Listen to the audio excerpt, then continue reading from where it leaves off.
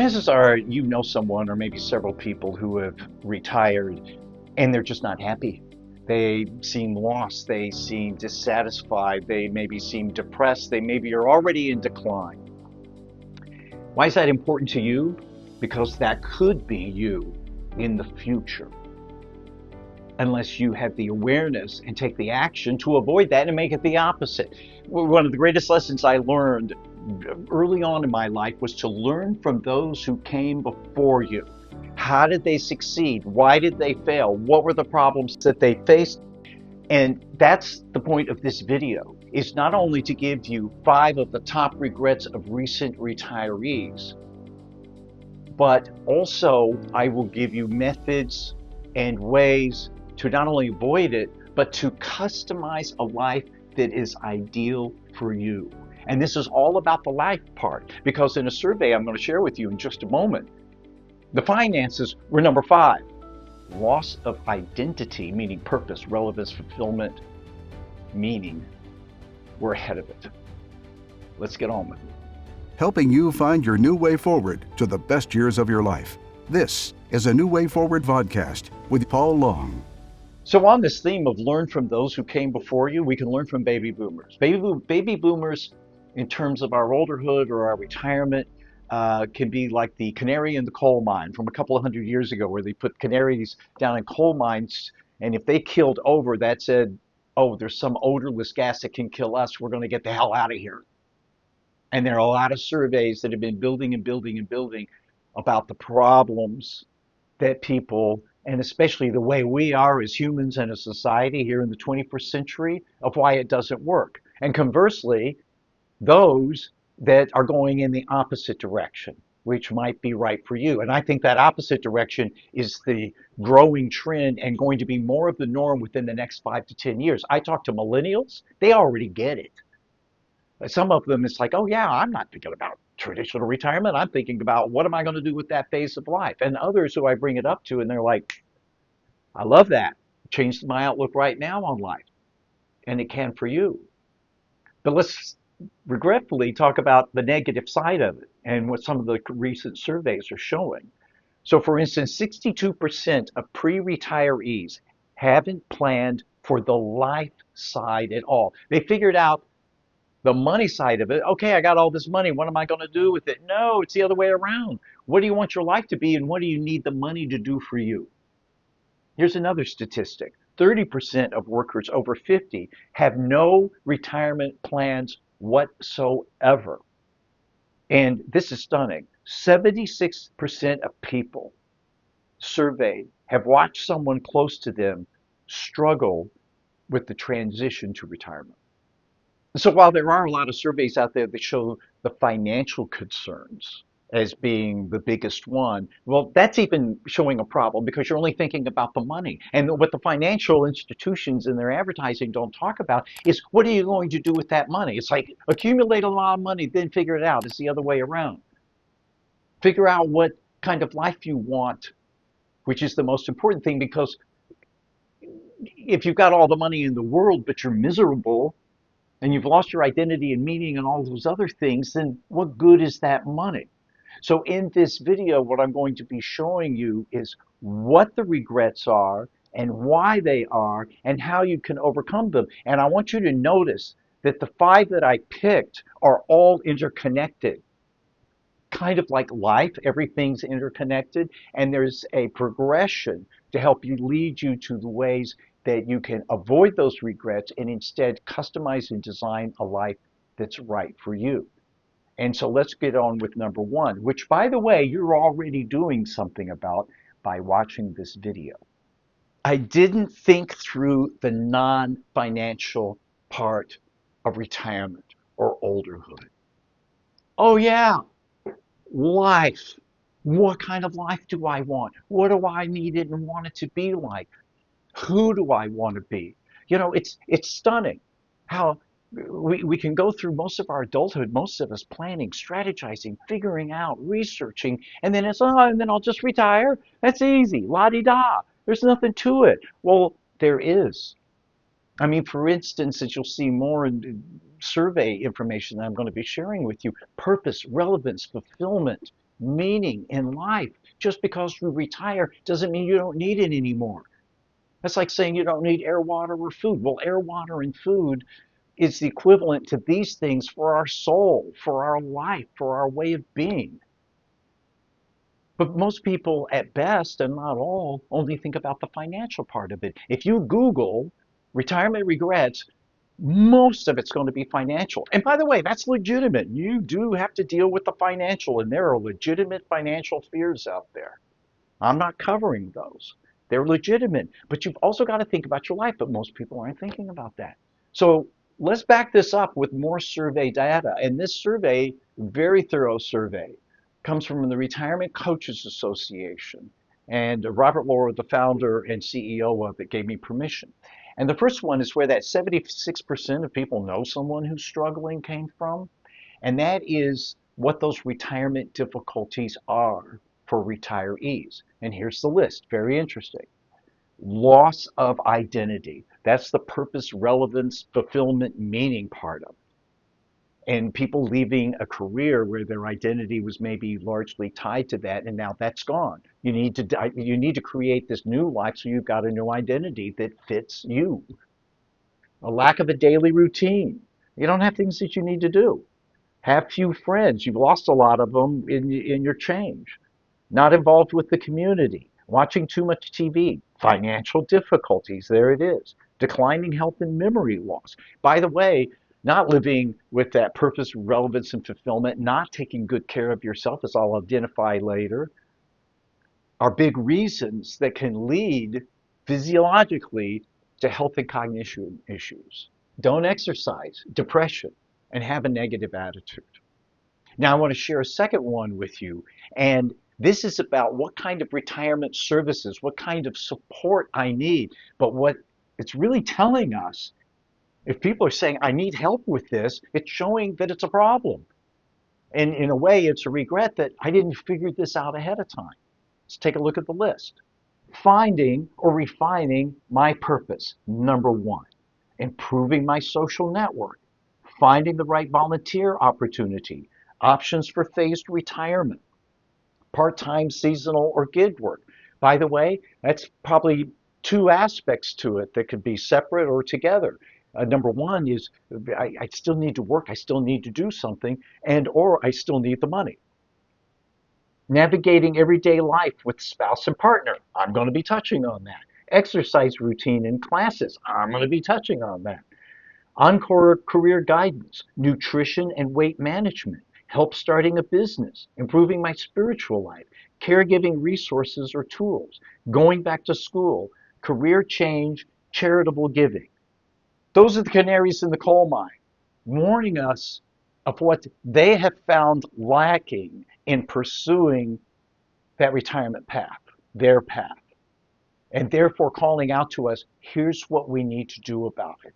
So the first solution to avoiding this regret and instead turning it into a positive for you is getting rid of those assumptions and presumptions about what not just retirement is, but olderhood should be. As I'm going to be touching on in a moment, too, it's about health and not going through the decline that you think that you have to go through. But in this case, it's getting rid of, it's why one of the videos I want you to watch, which is we need to retire the word and the concept retirement. Not saying that you can't have that life if it's right for you or you want it, but we can't just make it this automatic assumption anymore. We just need to get rid of the word because it's the concept because it's just a stereotype. Instead, it should be customized. So here are the three videos. The first one is this with Robert Laura, who I mentioned, the Retirement Coaches Association CEO. The retirement myth is hurting millions. Don't be one of them, with Robert. Retirement failures and how to avoid them. And retire the word and the concept retirement. So now that we've gotten rid of these assumptions, it's time for the next big step. And this is the ultimate next step. In a way, it's almost a first step to get you in the right direction to have the life and the new way forward that's right for you. Number two, false assumptions led to a lack of awareness. Because I just assumed it would be great, so I didn't think it through, and I totally lacked the awareness I should have had. Well, I've already shared with you these false assumptions that people have. I mean, it's just this assumption and presumption, this stereotype of what it's supposed to be like, positive or negative.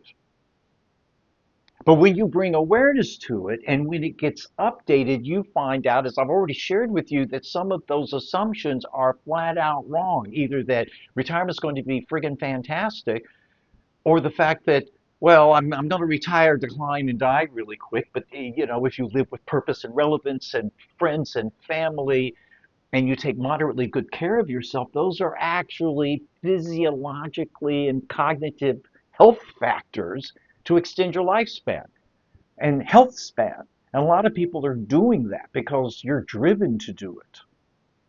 It's becoming the trend of living healthy, active, and independent into your 90s. For our kids, it's going to be over 100.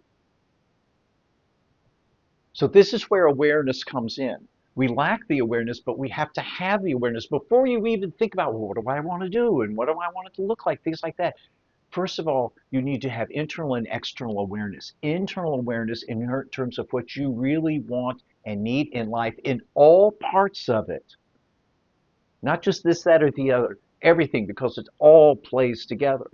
And then external awareness. The external awareness, I got both of these 15 years ago when I'm like, I got to design a new life for myself. What am I going to do in my olderhood? And this thing I've been doing isn't right for me and never was for me. Oh, this is how I learned to get the awareness, because 20 years earlier, I was leaving television news because I thought that news had gone to hell back then.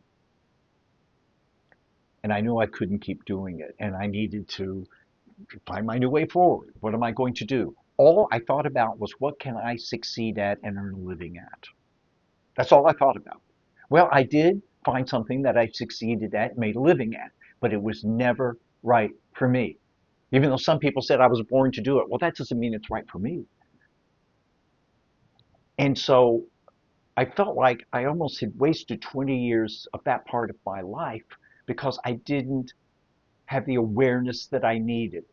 So in 2015, somehow I realized I need to have that external awareness, which I've talked to you about, and that was completely different than what I expected. So if I hadn't had that awareness, I would have made a bad decision. Bad information, bad result. Good information, good result. But internally, I needed that internal awareness of, what do I really need and want in life? And in this phase of life, especially if it's my turn. And I had to get very fundamental and basic to start with in what it looked like, felt like, smelled like, tasted like, was like in all respects. So I have two videos, methods in these videos to help you with that. They're very doable. So the first one is taking the wheel of life, and I'm going to call it a life wheel. And typically that's used as a kind of an inventory on the different parts of your life and where you feel, on a 1 to 10 basis. Oh, it's a 5, it's a 7, it's an 8, or whatever. And that's great to do. But I'm going to take it a step further. By the way, I want to really quickly say that if I had just looked at that wheel of life back when I left news, it would have changed my whole trajectory, because I would have been like, Paul, hello, you're not taking everything into account here. I got to design everything into it. So I've got a technique where, fine, do the inventory, but identify where you want all of those different parts of your life to be. Let's say they're all 10s, which I would almost expect most people would do. Okay, great.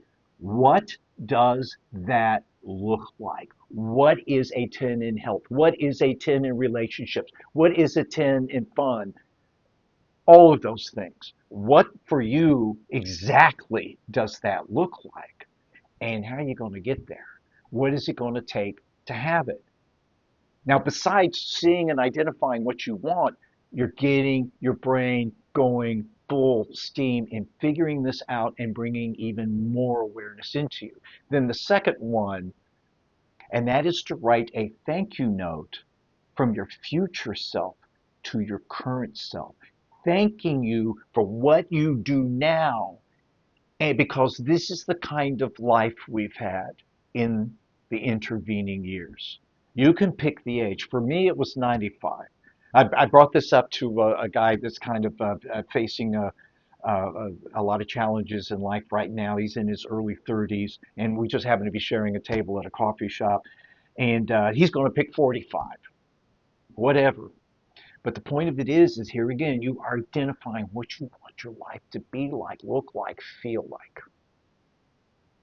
And you're getting your mind thinking, and you're creating that foundation to now start discovering what it is that you really want and to design your life, which brings us to regret number 3, which is I didn't take the opportunity to design and customize my life. That's right.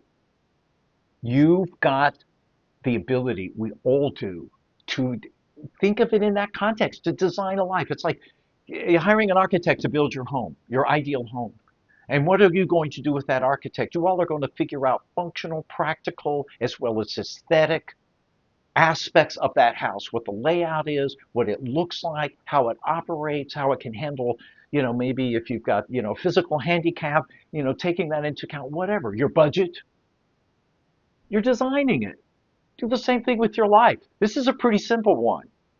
Think of it as I am going to design the life based on my awareness and what I've been figuring out to be perfect and ideal for me. And so I call it design as in the letters, kind of like a checklist, the design process, if you will, where D, you determine what you need, want, and value in life. E, you envision what your ideal life looks like. Then scope it by designing every single aspect of your life as a whole. Just like I talked about with that life wheel. What's the scope? What do I have to do? And it all is interconnected. Then identify the fundamentals that must be addressed, such as health and finances. So what are kind of the hard points that you really need to address and deal with? Then a game plan. Get going by designing an action plan to define and then execute. And by the way, that starts at the end of this video. Start a list of the things you're going to do, those videos that you're going to watch, the journaling that maybe you're going to do, the things that you're going to start writing down, the 95, all of that. Go ahead and start a to-do list. And if you want to be really good at it, put in dates on your calendar of when you're going to address it or have it done by. And then what's your narrative? Write your own story. And I really love this point. I mean, if you were to turn what you're designing into a narrative, if you were to like sit in a room privately as if you're having a cup of coffee, tell me about your future and this new way forward that you've done, and you start talking about it, hearing yourself talk and having to slow down and talk, you can start discovering a lot of things. You could do that once a week, and it really works well for you. And a big thing that's going on here is that you're getting your brain to conspire with you. You are actually optimizing the functionality and the methodology of your thinking and your brain to start giving you more insights and more ideals. It conspires with you to achieve what you want. By the way, another thing you want is your relationships to be solid and good in this phase of life. And so that brings us to number 4. They regret that they didn't align and plan with their spouse, significant others, or whomever else that is really important in their life. Yeah, it's stunning how many people are misaligned or how many misunderstandings couples have going into this phase of life, or again, lack of awareness and misunderstandings. Gray divorce. Gray divorce has doubled since the 2000s. A multitude of different reasons, but one of the big ones is this lack of alignment. So I have a solution for you in a video, and it's with Dorian Mintzer, who co-authored this book, The Couple's Retirement Puzzle, 10 Must-Have Conversations for Creating an Amazing New Life Together. So those 10 conversations, just real quickly, are, if, when, and where, or how to retire or live their olderhood. Number 2, money and finances. Number 3, changing roles and identities, which is huge, a huge issue in this phase of life. Time together, but also apart. intimacy and romance, relationships with each other's families, which really changes and can be big issues, health and wellness and cost, choosing where and how to live, social life, friends and communities, which are critical, especially with some of the changes we've been talking about that you're going to be going through, purpose and meaning, and giving back. So, links down below. Watch and learn about those 10 conversations and share it with someone you love. So, the number 5 regret, and let me tell you, this is a huge one. I neglected my health. You know, I really do believe, not just from a health standpoint, but everything I've been talking about, I don't think you could ever quantify this in a study, but I think a lot of people become old just because they think they're supposed to. And so they act old, they think old, and it's very limited thinking, and also limited thinking about their health. But the fact of the matter is that extensive research shows, first of all, it's never too late. People in their 70s and older have started exercising and doing things and have reaped the benefits and the rewards for it. And it's really simple and fundamental. You know, from a nutrition standpoint, you shouldn't be eating these foods at all or very little, and you should be eating a lot of these foods all the time. And when it comes to exercise, aerobic and resistance training, and yes, 7,000 steps or so, and walking at a rate that's, a little harder to talk with. But the more vigorous you are with your exercise, the more benefits that you get. And by the way, with resistance training, weightlifting, and things of that sort, even things you can do in your home, that can actually reverse your physiological age. And then you have sleep and you have relationships, but you also have this designed life that gives you the natural motivation and inspiration and discipline, the natural discipline to do it. When I set out to create this new life for myself, I realized I wasn't in great shape at the time. If I'm going to pursue it and love it, I have to be healthy. I want to die young at an old age. And no matter what your age, it's never too late, and you can have a remarkable impact on your health and well-being and life by just starting. I have 2 videos that are going to help you do that. Number 1 is Die Young at an Old Age, the truth about aging well. And it's got a couple of techniques in there that are very doable. Believe me, for me, they had to be doable. That's why I came up with them. And the second one, the 7 myths that are killing your health span. So you see why I chose those 5 regrets out of thousands of regrets that are out there for just the non-financial, the life part of olderhood, or really any time in life. But because it's, first of all, getting rid of old assumptions and bad information, getting the awareness that you need internally and externally so you've got good information to start making choices and decisions so that you can then design your life, making sure you're aligned with your loved one or loved ones, and then having the health to do it and enjoy it. And by the way, undoubtedly you know somebody else, or maybe several people, who could stand to watch this video. So please share it with them and help them. And by the way, maybe even consider 1 or 2 people that you can team up and collaborate, talk, mastermind, hold each other accountable, which having other people to share this and work through this with is a huge success factor when it comes to a life change. A life change that will give you the life you deserve, that you're entitled to find a new way forward and live the way you want and need your life to be. Learn more ways to enhance your life and discover a new way forward that's perfect for you by watching these videos or any others on my channel. Oh, and be sure to subscribe.